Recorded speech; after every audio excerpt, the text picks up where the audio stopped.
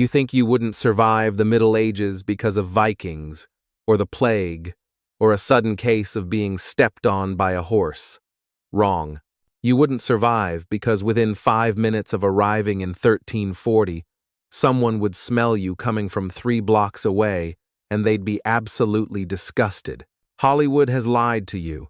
They've told you the medieval world was a muddy, brown smear where no one touched water for 30 years. But the reality? Hygiene wasn't a tragedy. It was a high-stakes social battlefield. If you want to survive, you need to stop worrying about germs and start worrying about your humors. Because in this world, a dirty collar isn't just a laundry fail, it's a sign that your soul is rotting. Here is why you wouldn't last 5 minutes in the world of medieval hygiene. First things first, get that muddy peasant image out of your head. Movies tell you that people lived in filth and never bathed.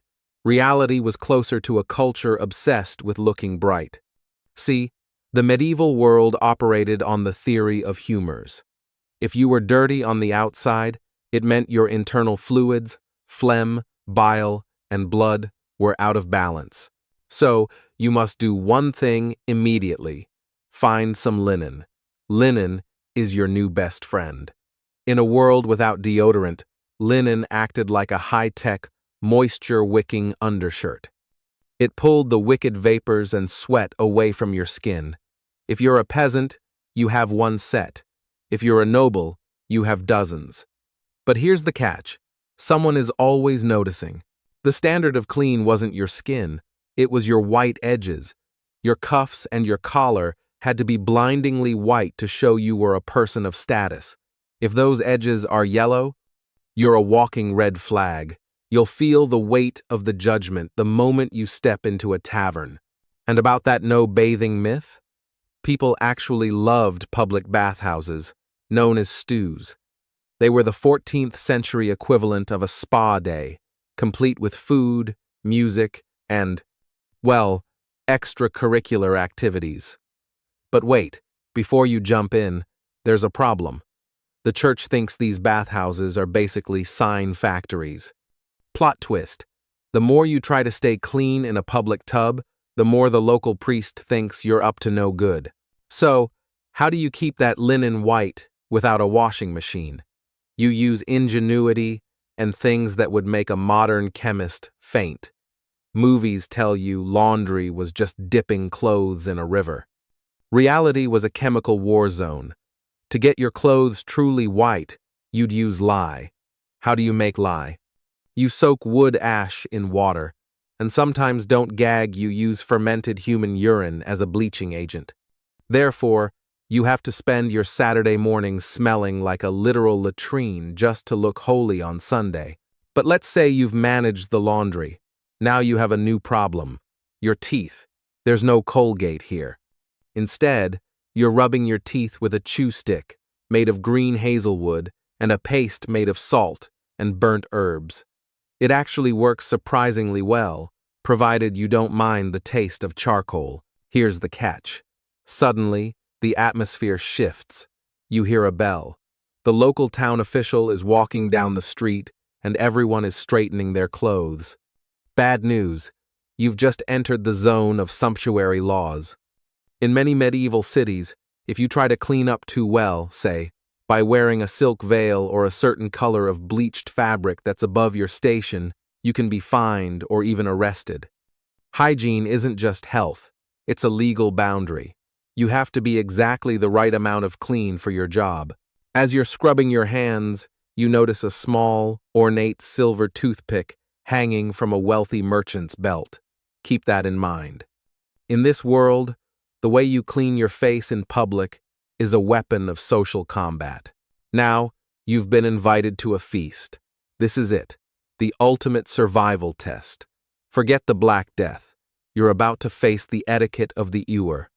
In the Middle Ages, the meal starts with a ritual wash. A servant brings around a basin of rose-scented water. Movies tell you people just grabbed meat with dirty hands and threw bones over their shoulders. Reality was a terrifying minefield of hand-washing rules. The challenge: you are sharing a trencher, a plate made of stale bread, and a cup with a complete stranger. The stakes: if you dip your fingers into the salt cellar with the wrong hand, or if you don't wash your hands visibly in front of everyone, you aren't just gross. You are a biological threat to the person sitting next to you. Someone notices every move you make. The judgment is heavy in the air. First, the servant holds the basin. You must wash with only 3 fingers. Why?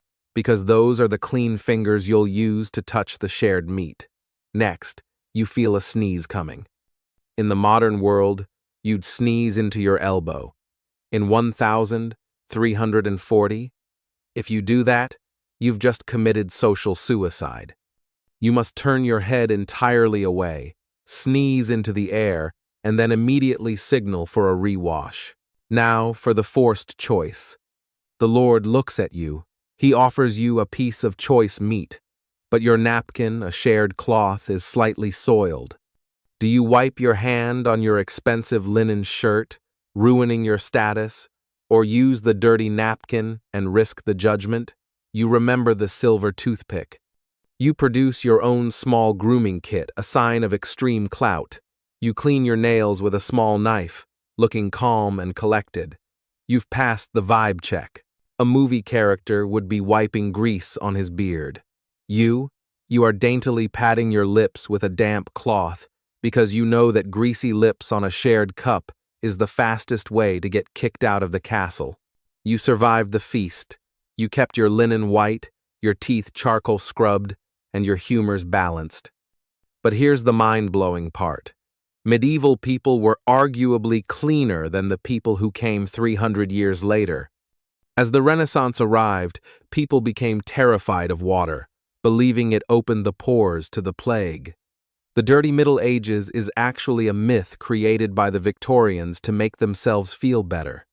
In reality, a 14th century peasant probably smelled better than a 17th century aristocrat who thought perfume was a substitute for a bath.